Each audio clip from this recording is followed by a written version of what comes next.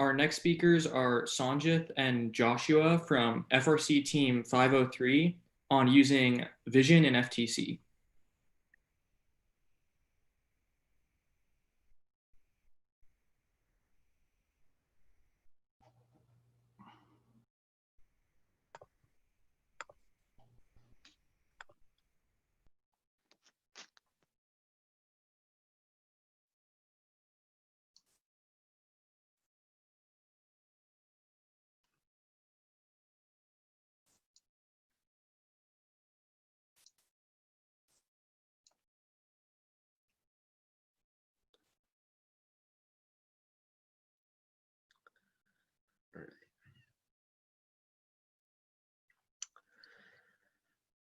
Hi everyone, we are from FRC Team 503 Frog Force. My name is Joshua Huang.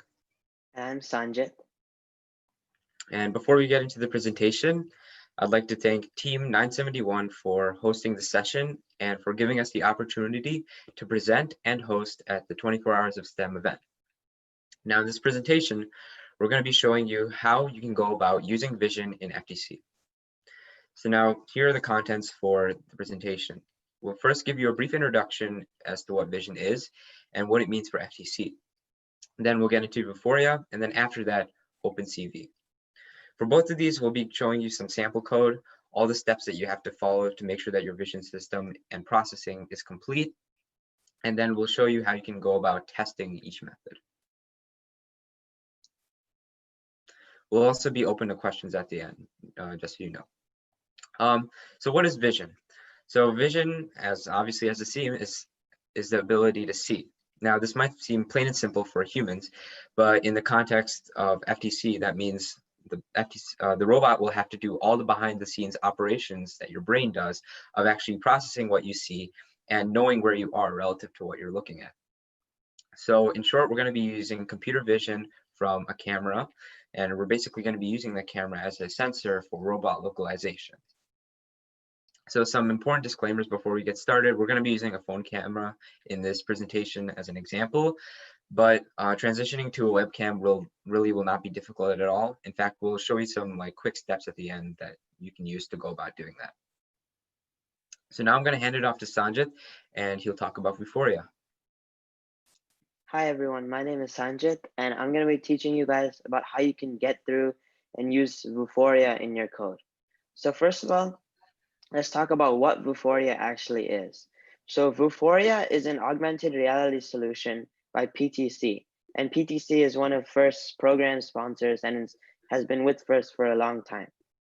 So Vuforia has been useful to FTC teams in the game itself for several years, but it actually started playing a major role in the game in Relic Recovery, which was 2017 to 18.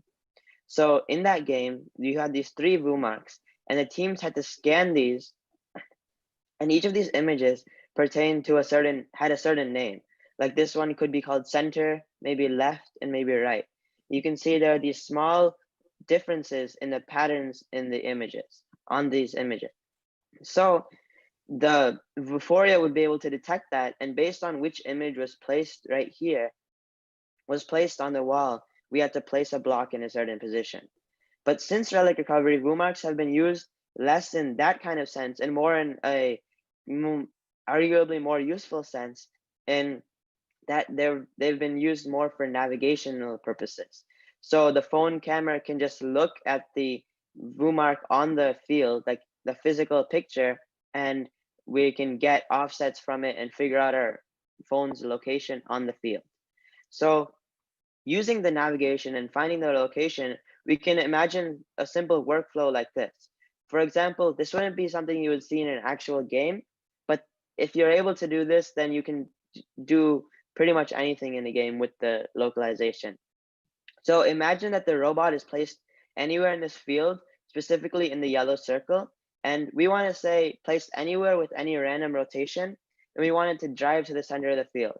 So first what we would do is we would scan and check if any trackables are visible. If not, we'll turn and scan again. If not, we turn and scan again. So this time we finally saw it.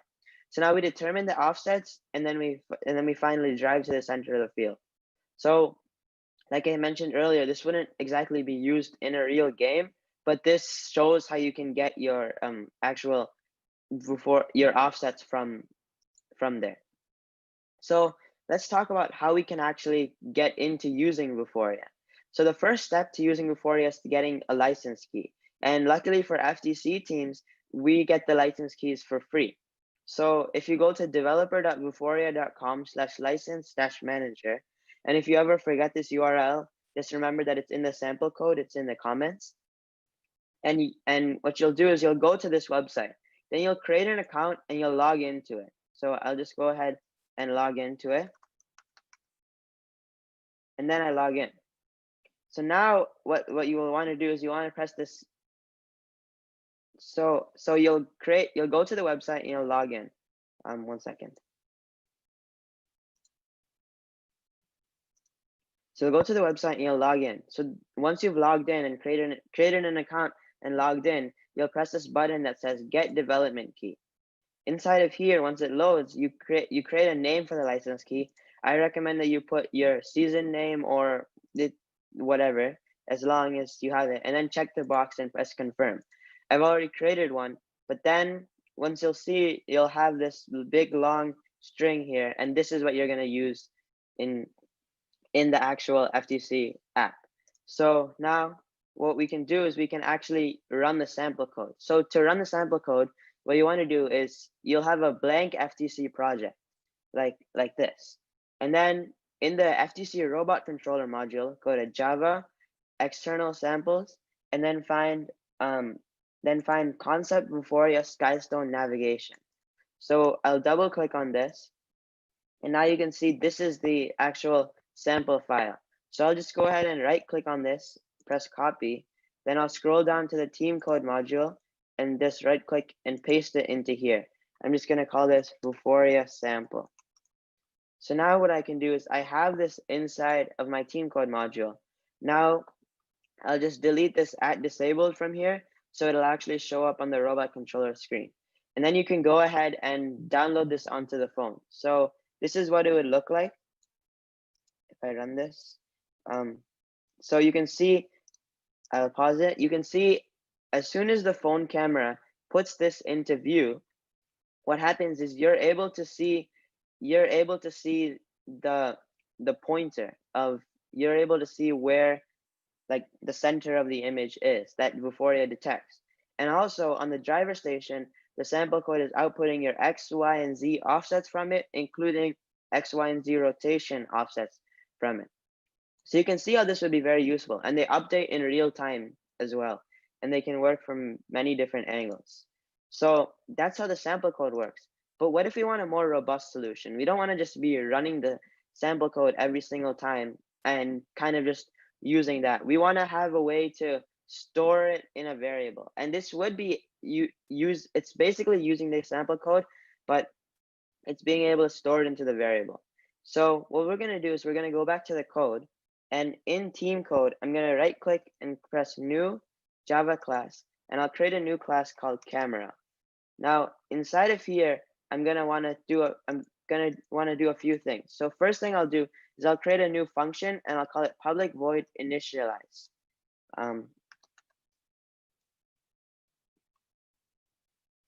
So I've created this initialize function. Now inside of the initialize function, what I'm going to do, where's my mouse? Okay, so inside of this initialize function, I'll go back to the Vuforia sample, and inside of here, I'll copy everything inside of this run out mode function. Because if you have experience with FTC programming, run out mode is the function that happens as soon as you press init, and then it waits for you to press the start button. So that's what we're going to do. We'll select everything inside run out mode down to where it says wait for start. So if you notice here, wait for start is commented out, but it would usually be right here. So I'll just go here and I'll just copy it and paste it into initialize. So then I'll just press OK just to import everything that's in there. But you'll see we're going to run into a bunch of errors.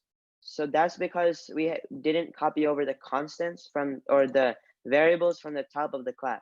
So what I'm going to do is I'll just go ahead and copy everything from here into here. And one thing I forgot to mention earlier, but I'll mention right now, is you should pay attention to this one variable right here, public static or private static final string Vuforia key. Inside of here is where you'll put in the Vuforia key that you obtained from the Vuforia website. So all you have to do is just paste this into this slot, and you'll see it'll be really long, but this tells Vuforia that we're allowed to use their software. So we've pasted all of these variables in, but you're seeing we're gonna get another error. This is on hardware map, and the reason we're getting this error is because this Vuforia sample is a linear op mode, which is an FTC, which it's an FTC class, which we extend. This is like what we would use for autonomous programs, and then op mode is what we would use for teleop programs.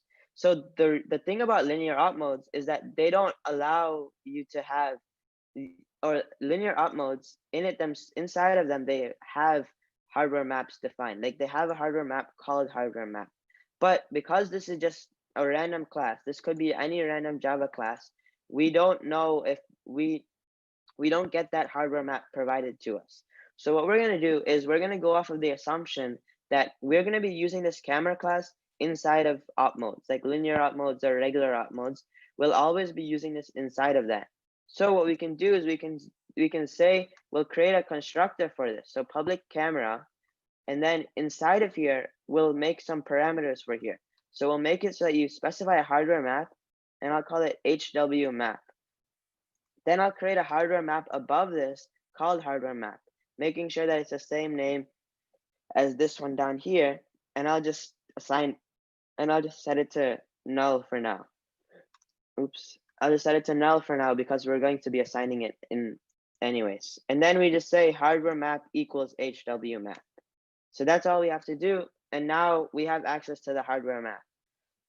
So now you can see all of our errors from this camera class are gone, and that's no longer an issue for us. So now we need to go back into the Vuforia. So now I'll explain a little bit of what's going on in this code. So if you remember, we copied over all of these variables from the top of our program, from the top of the sample. Most of these are pretty self-explanatory, like camera choice equals back means that you're using the back camera. Phone is portrait equals false means that the phone is not portrait. Then Vuforia key is your Vuforia key. Now these remaining ones are all constants because they're final. So the first one makes sense. Mm per inch is always 25.4. There's 25.4 millimeters in an inch.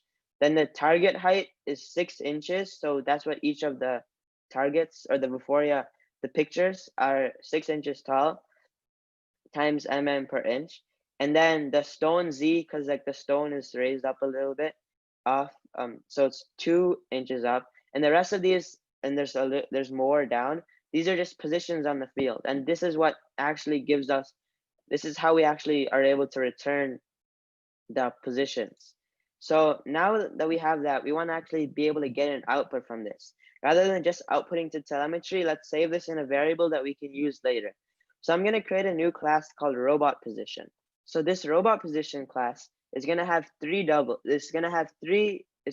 variables in it, and they're all going to be double. So just right click, new class in team code, call it robot position, and I'll create three variables. So the first one is going to be X, the second one is going to be Y, and the third one is going to be rot, and rot as in rotation. The next thing I'm going to do is I'm going to make some constructors for it. So the first constructor is the only one that we're actually going to be using in this seminar, but the other two are still useful ones that you should keep in mind. Like this one basically just copies over an existing robot position, and this one is just you feed it in the values and it'll assign them. So now we've created our robot position class. So inside of camera, let's create a function called get current position to get the output from here. So if I scroll down to the bottom, this is out under initialize, I'll create a new function outside of initialize, and I'll create a function, but instead of being a void, I want this to return something. So I'll say public robot position, and then I'll say public robot position get current position. And then there's going to be a parameter here. I'll explain that, and I'll explain what that is in a second. So what we're going to do is similarly to how we made our initialize function, we're just gonna go ahead and copy everything under wait for start. So including target skystone.activate down to deactivate.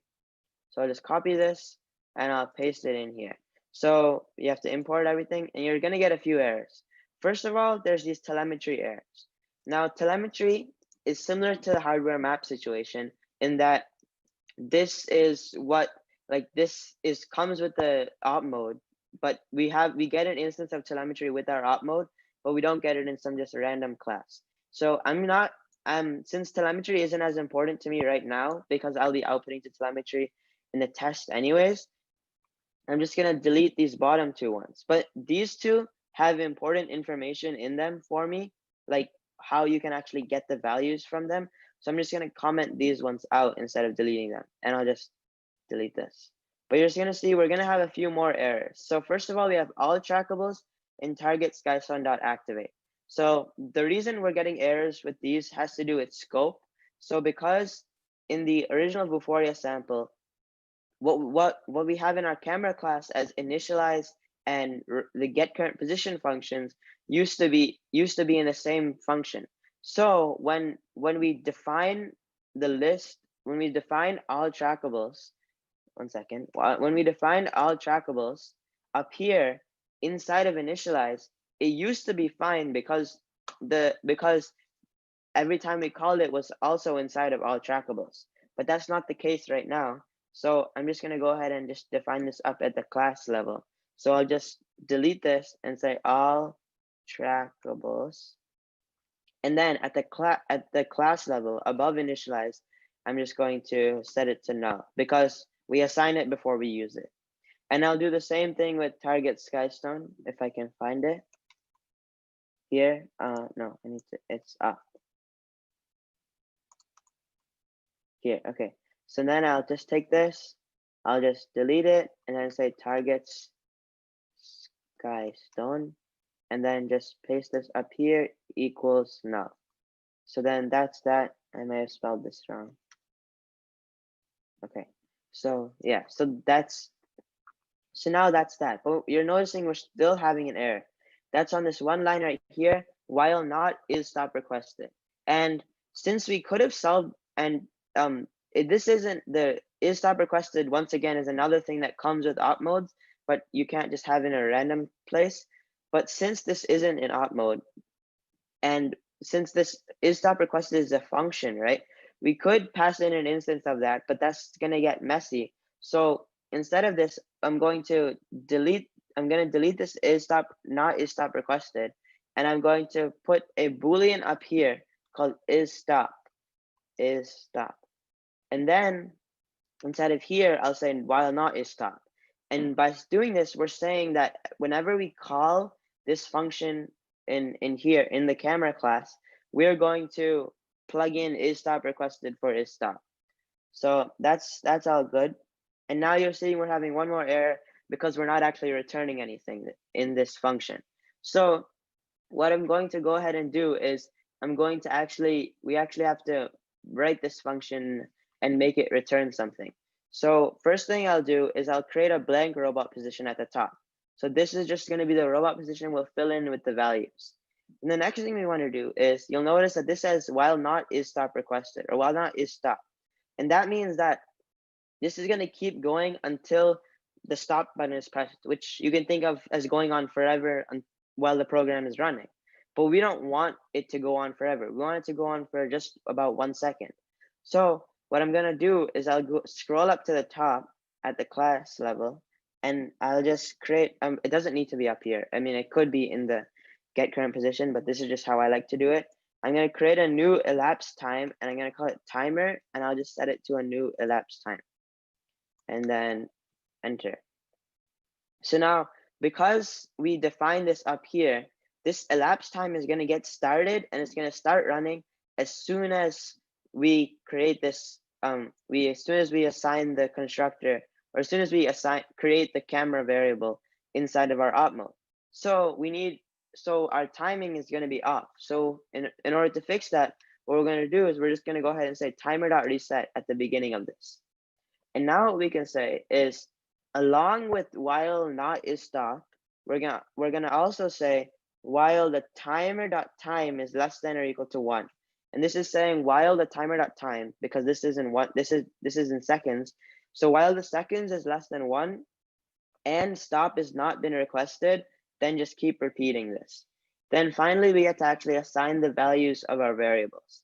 So you can see how inside of this telemetry, right, they show X, Y, and Z. And X is translation.get0, and Y is translation.get1.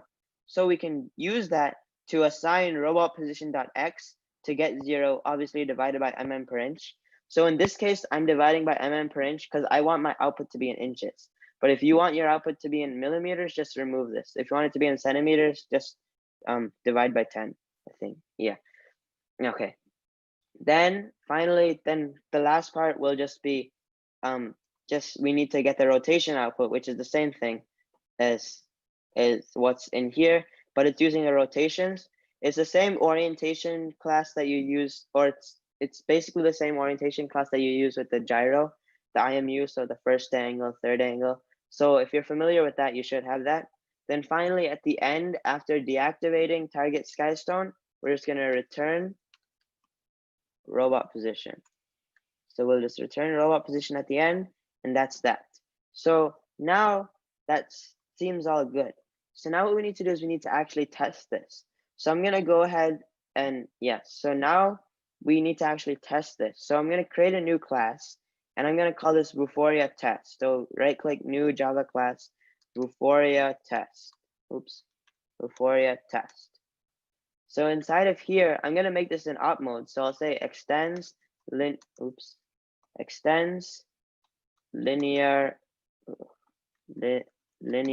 up mode. So now you'll see we're going to get an error because we need to import the abstract method. Wait, the methods that we have to override. 1 second. The run out mode method. That's all. Implement methods.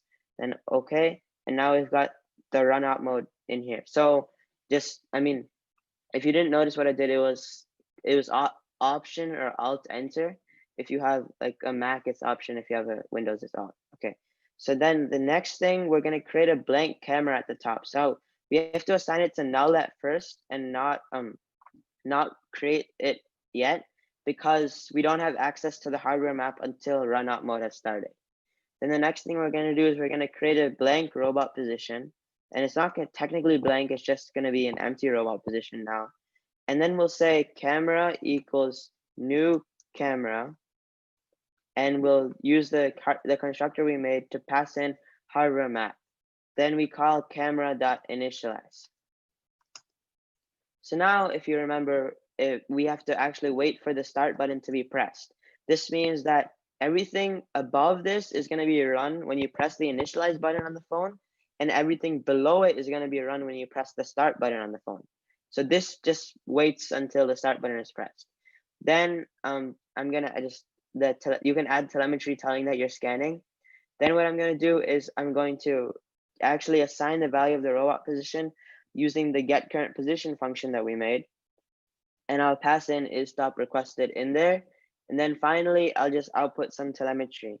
And then just as some advice, I'd recommend that you always put like a sleep at the end after this, because then if you don't, you won't be able to read any of the output that you get. So with this, we can go ahead and download this onto the phone and see how it actually runs. So this thing on the left is a video.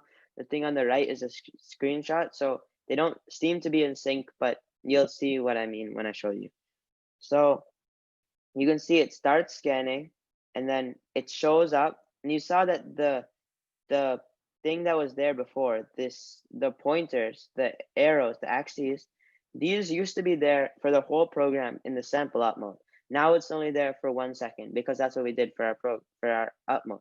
Then just after that, this closes off and it's done. So then you get the X, Y, and rotation values, and then that is all good. So now we get our X, Y, and our rotation values. So you're thinking, so we finally got our output from the Vuforia, but that's not enough, right? Because we want to do more with our camera, because Vuforia does do a lot of stuff for us. Like, it'll tell us our location on the field. But for a task such as, if you think back to 2018-19 Rover Ruckus, if you think back to that season, to detect the gold and the silver, you had to use some other sort of technology, whether that be TensorFlow or another technology. You had to use something else. You couldn't use Vuforia to detect where the gold was. So we need to somehow like do something other than that. But Vuforia has access to the camera. Vuforia already has this frame that's constant, that's running when we have it, and it works. So what I'm trying to get to basically is saying that if we want to use another function like OpenCV, which is what Joshua is going to talk about next, but when we want to use OpenCV, normally what we would have to do is we would have to do two basic steps. We'd have to do actually taking the image, and we would also have to figure out how to process the image. So the processing the image isn't the hard part in our case. The hard part in our case will be taking the image. But lucky for us, Vuforia already does that for us. Vuforia has been recording the images. It has access to the camera. It's got everything working for us already.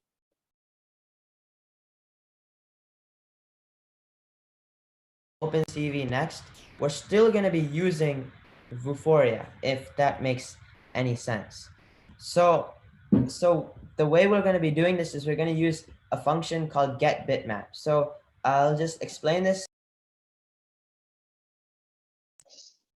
So the type called bitmap is an image type, and this is a widely recognized type of image, and lots of people recognize it, including the people who made OpenCV, because they have converters for their image type, which is the mat or a matrix between bitmaps and back and forth.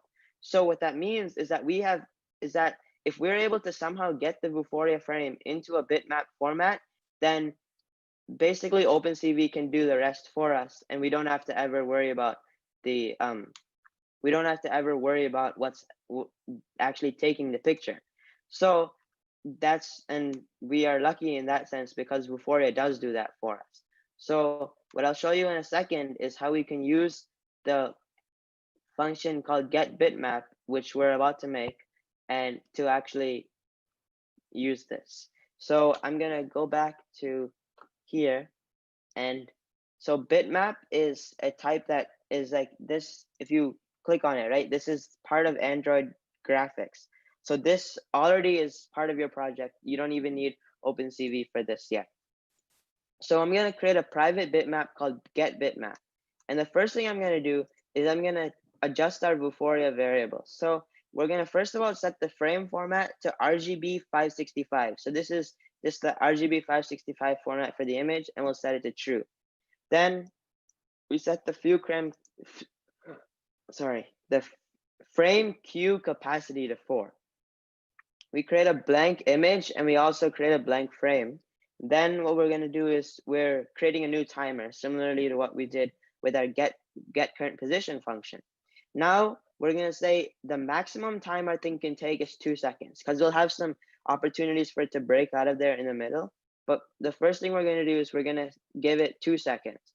So the first thing we'll do is we'll use this Vuforia.getFrameQueue.take method, which is already there. So that's a Vuforia closable frame, which already exists, but it throws an exception, so we have to surround it with a try catch.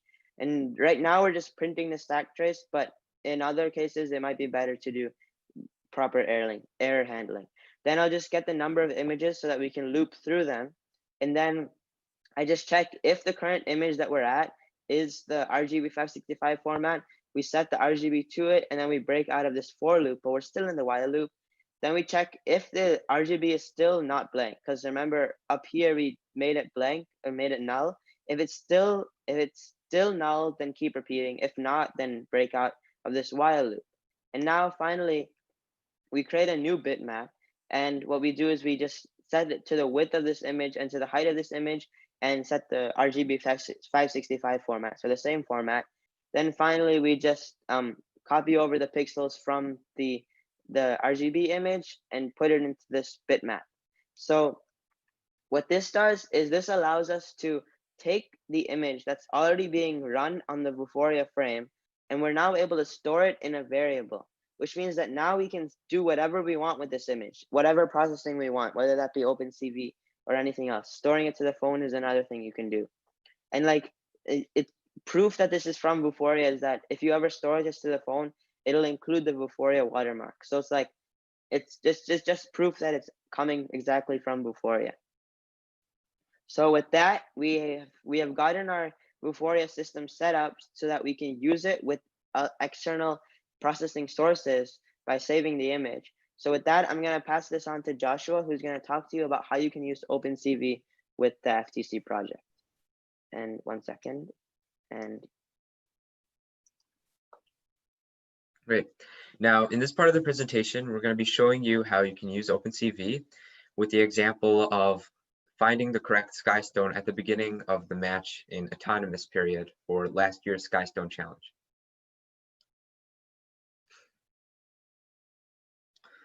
So what is OpenCV? OpenCV is an open source computer vision library, and it's very versatile because it's cross-platform. Now, its versatility might make the misconception that it will be very complex to actually work with, because there will be a lot of the image capturing side will need a lot of specifications for specifically Android phones, but this is very easily simplified for us, as Sanjith showed previously, because we can easily do all the image capturing on Vuforia's end and then simply translate it into a form that's compatible with OpenCV.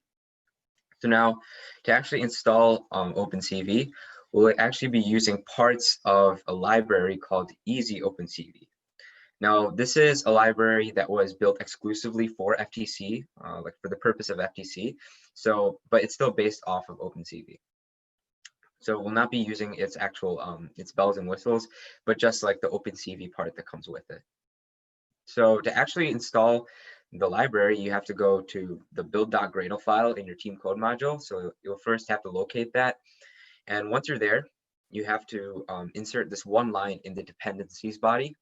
It says implementation and then what's in quotes over there. Now, sometimes, or actually most of the time, this dependencies body will not be automatically generated for you in the build.gradle file. So what you're going to have to do is just, go ahead and put it in there. So it's just simply the word dependencies and then the opening and closing brackets. Once you've made a change to the document, Android Studio should automatically recognize that it's a Gradle file and you've changed something, so it must be it must be updated with the build configuration. So you should automatically get a prompt to sync that.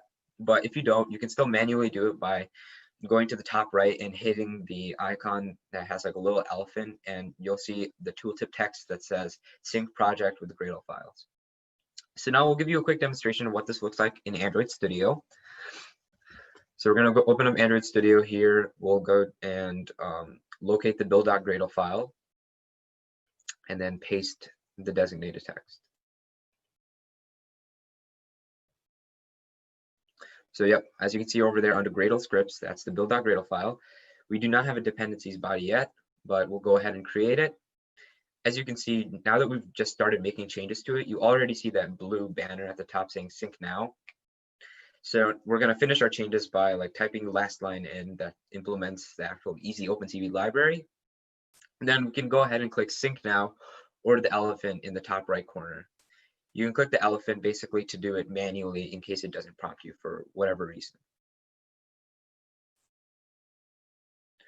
And ignore any plugin reminders that might come. Now, the next step that we're going to have to do is actually create a method in the camera class called getMat. So as Sanjith really nicely transitioned from before, we created a method called getBitmap. So now this is a form that Vuforia is able to interpret and actually calculate for us. But OpenCV interprets images in terms of matrices. So that comes in an object called a mat. So by creating this getMat function, we'll be able to basically translate the bitmap format that we got from Vuforia into a mat. So just to lay out what getMat does over here, it creates an empty mat object then it creates a bitmap object, and it makes it based off of the get bitmap function. And then we use this utils class from that comes in OpenCV. It contains a bunch of static methods that are just supposed to be convenient utilities. So we'll use this conversion method called bitmap to mat, and then you put the bitmap image on the left and the mat image that you want to be filled with the bitmap data on the right. Now, once you do that, it will have changed the mat object to contain all the data from the bitmap. And the last thing that you need to do is just call the return statement to actually return the newly updated mat. So now we are finally able to interpret that for OpenCV processing. Here's us just pasting it at the bottom of the camera class. Just select OK, and then we'll see over here that the get mat method has been created, and we'll now be able to use the images that we get from Vuforia in OpenCV.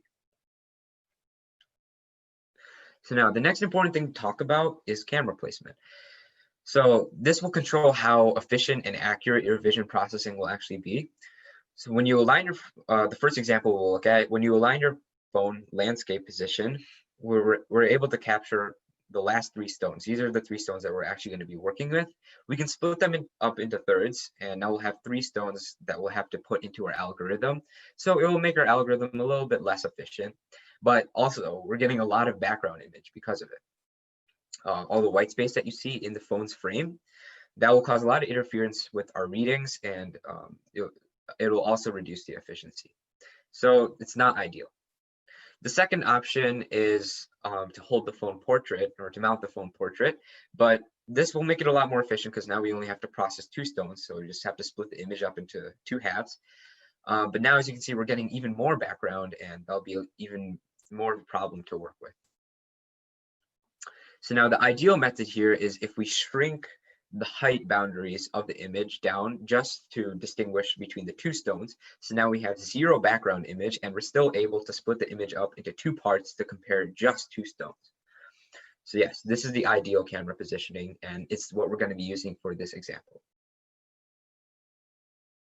Now, the next step into actually getting the image into a processable format is to create an OpenCV pipeline.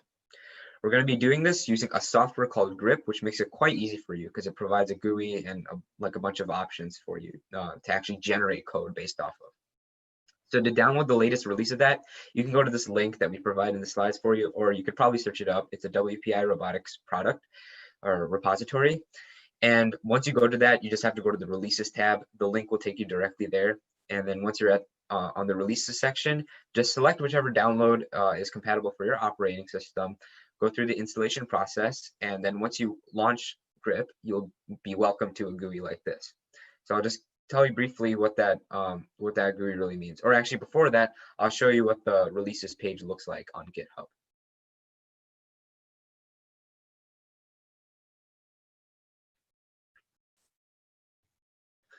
Okay, so yeah, here is the home page for the GitHub's Grip repository. But then to actually get to the right place, we need to type /release at the end, /releases, and we'll be taken to all the different releases over here. This is the latest version. You can go directly to the tag if you want as well.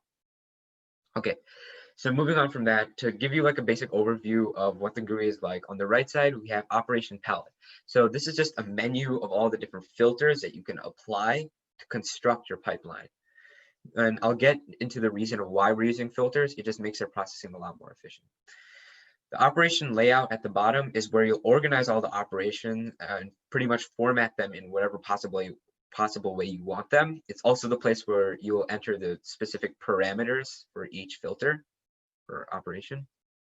The big rectangle, the most prominent rectangle on the frame, will be the image preview. So this is where you'll upload the image that you want to sample, and you'll be able to see what all the filters are causing the image to look like. And then on the left, on the bottom left, is the thing that we're actually going to start off with, where you have to press add source and actually upload the image that you want as a sample. Now, the next slide will show you a video demonstration of the operations that you'll want to put, and basically just how to work with Grip. All right, sorry for the technical difficulties.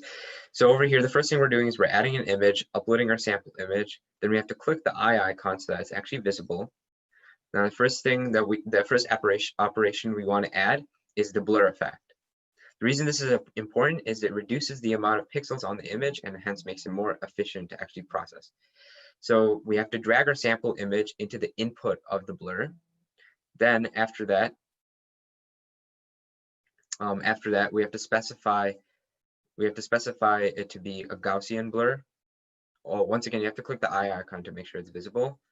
Once we specified it as a Gaussian blur, we set the parameter for radius to 25. Then we want to get the last operation of desaturation. This is important because it turns the entire image into just shades of gray, which make it easier to process, specifically the brightness channel. Now we need to drag the output of the blur into the input of the desaturation. Once again, press the eye icon so the desaturation filter is visible, and there we have it, our image. Then to generate the code, we have to go up to Tools and then press Generate Code.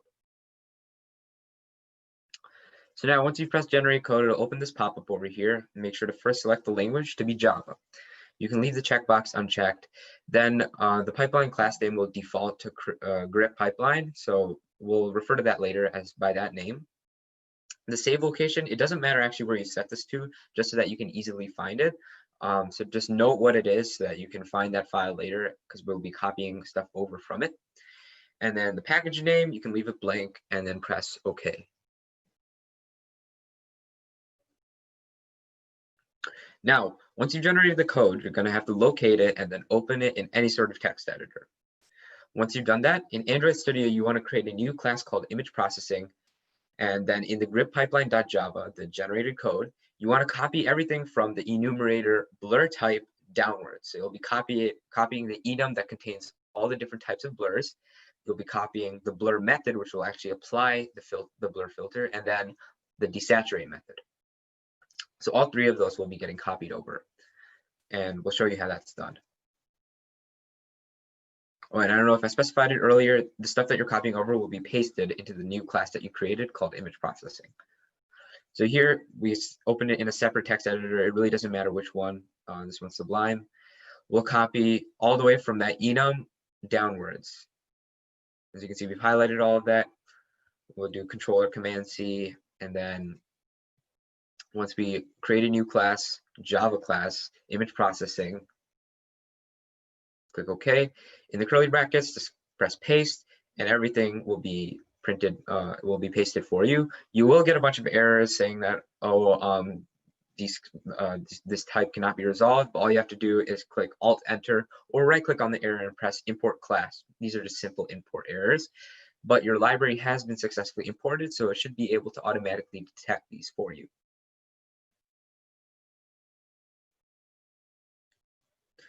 Okay, so now that we've pasted everything into the image processing class, we need to actually create a method in image processing called process. Now, although this method is called process, it won't actually do the processing of the image, but rather put it in more efficiently processable formats. It will actually apply the blur and the desaturate onto the matte input. So basically what this does is it takes the matte input, it forms a blur output and then an overall output. It makes it so that the blur output is the output of the blur, the Gaussian radius 25 blur. And then we take the blur output, then we put it in the desaturate input. And then our overall output is basically what we'll get from both the blur and the desaturation. And then we return that as the result of the process function. Oh, just this image on the bottom here will give you just like what this will basically do to your image. So you have this clear, crisp, colored image, and then we basically convert it to a blurred black and white equivalent of that image as a result of calling the process method. So now we need to actually find where the sky stone is. So as you can see, when we capture two stones in our frame, we can split them in half, and now we have the lightness value of one and the lightness value of the other. So when one is significantly darker, what we need to do is basically take the average value of each half, so each side of the image, and compare them. Whichever one's less is not the whichever one has a lesser brightness value is the sky stone, because the sky stones have a darker black color to them. So first we need to create this method called get value by side. What that will basically do is it will return the average value of that side of the image given which side you are trying to determine the average value brightness of. So we make a mat input and a Boolean for which side. So if when the user is using this method, if you're trying to find the left side, you would input true. If you're trying to find the right side, you would input false. So in order to treat this in a two-dimensional format, which means like finding the average, registering the average value of like every single pixel on the image, you have to create a nested for loops that you index through X and Y. As you can see, we do that over here. We also initialize an offset such that if we're trying to measure the right side, we actually have starting point that's halfway through the image. For each iteration, so for every single pixel, we just increment the sum variable by how much ever the brightness value is. And then we also increment the count variable by 1. Then at the end, we do sum divided by count to get the overall average value of that one side. Now I'll show you how we do this in Android Studio very quickly. So yeah, once we paste that method in, we now have our get value by side, and it's there for later implementation. So next, we just need to make sure that we know how the stone positioning works. So the way we're going to be doing this here is all 6 stones are aligned, and we'll name them left to right as 1, 2, 3, 4, 5, 6. Now, what we're going to deal with here is actually selecting the sky stone amongst stones 4, 5, and 6. So we're not going to worry about 1, 2, and 3 for now. So now the first assumption that we're going to make is that our phone camera will be viewing stones 5 and 6, no other stones, just 5 and 6. And between those 5 and 6, we'll be able to compare, hey, is this one darker? Well, if it is, then it probably is a sky stone. But we still need a way of telling if the sky stone is in position 4.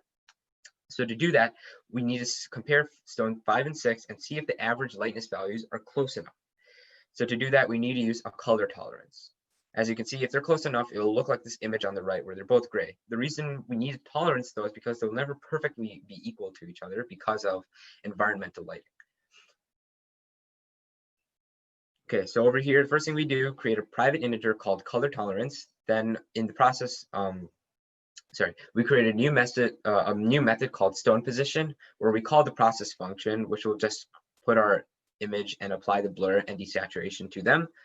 Then with that blurred and desaturated image, we get the value of the left side, right side, and store them into these 2 integers. Then we default this integer stone position to 6. Now, if the difference between the left and right side of the image are close enough, so they're less than the color tolerance, they're practically the same, then we know that the sky stone is in stone position 4. If not, if we know there's a significant difference between the lightness value of both stones, we compare, is the right one greater than the left? If it is, we know it's stone 5. And if we fall through all the if statements, our stone position is defaulted to position 6. At the end, we just return the stone position, and that's how we determine the sky stone. Over here, we'll just quickly demonstrate it in Android Studio, paste the method in. As you can see, it's all there, and it's ready to be tested in what we're going to do next, which is the actual test op mode. So to create the sky stone detection test program, we're basically just going to create a copy from Vuforia test, rename it OpenCV test, delete robot position, everything after telemetry.update, and now instead you'll add the image processing class and construct it. Then you need to call the camera's getMat function and actually apply that as the image capture, and then use the image processing's .stone position function to actually determine which stone it is and output it to telemetry. So now we're going to show you how this works. Once again, add a sleep to the end. It's highly recommended so that you actually have some time to process for you to actually see, hey, did this telemetry output correctly? Otherwise, it will just stop and erase all the telemetry text before you can even see it. Okay, as you can see, we pasted it in here and it is ready for testing. Go ahead and try this by yourself and you should be able to detect the correct sky stone, assuming that your camera is aligned on stones 5 and 6. Here's a quick demonstration of how it looks like. So as you can see, this is just the POV of the camera screen. Once again, you see the Vuforia watermark in the bottom left corner, just like Sanjith said. And this is stone 5 and 6. Stone 5 is the sky stone. And as you can tell from the screenshot on the right, the op mode successfully detects it as stone position 5 being the sky stone. With that, you successfully detected the sky stone using OpenCV. Okay, so that's gonna be the end of our presentation. So congratulations, you've used two different technologies to accomplish using Vision and FTC. So if you look back at our original definition of how Vision can be used in FTC, we talked about as a sensor, which could be our OpenCV, and we also talked about as getting your location on the field, which is Vuforia. So we accomplished both of those tasks with these two different technologies. So as Joshua explained earlier, we use the phone camera in this demo, but switching to the webcam is not difficult. I'll just show you. If you look in the samples folder, right, you'll find there's a concept Vuforia Skystone navigation and Skystone navigation webcam. You'll see the differences between those are all the real differences that you'll need in your camera class. And that's the main difficulty comes from actually connecting the webcam to the robot rather than actually the software behind it. So also for our OpenCV, we use the Easy OpenCV library, and we didn't actually use what comes with it. We just used OpenCV like bare. So if you're using Easy OpenCV, the library has a lot more to offer, and we really recommend looking into that and like looking at it because it's really well made. And like you can do multiple camera streams at once. Then finally, the last point that I'm going to talk about is the method we used when like about the comparing brightnesses of like the left and the right side. That was what we found to be the most efficient method for this season for finding the sky stone. But like in Rover Ruckus, finding the gold, that method wouldn't work. So we recommend in that case that you use something called an OpenCV RGB threshold. So there's an operation for this in grip. Basically, it goes through every pixel, and if the pixel is in the range, it becomes a white pixel. If not, it becomes a black pixel. Then you can just find where the stone is or the gold is that way. So if you have any questions, we'll take some at this time. But if not, if you have more questions, contact our team at FrogForce at frogforce503.org. And then you can also find the code for this at our repository. So does anyone have any questions? Were there any questions?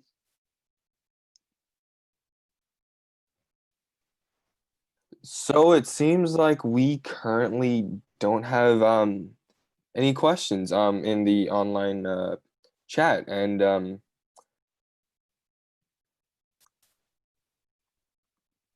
yeah, our time is pretty much that we're pretty much used up all our time. But thank you guys so much for that insightful presentation. And since we have no current, I'll give people in the chat one last chance to pop in a question.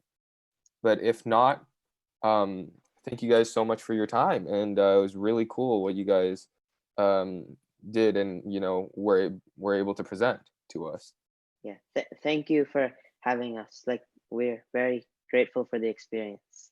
Yep, thank you, T971. We just got a question actually. Oh, nice.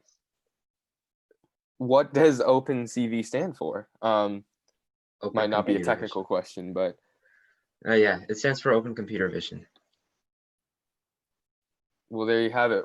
Thank you guys so much for coming. And unfortunately, that is all the time we have. Thank you guys so much. Bye. Thank you. Bye.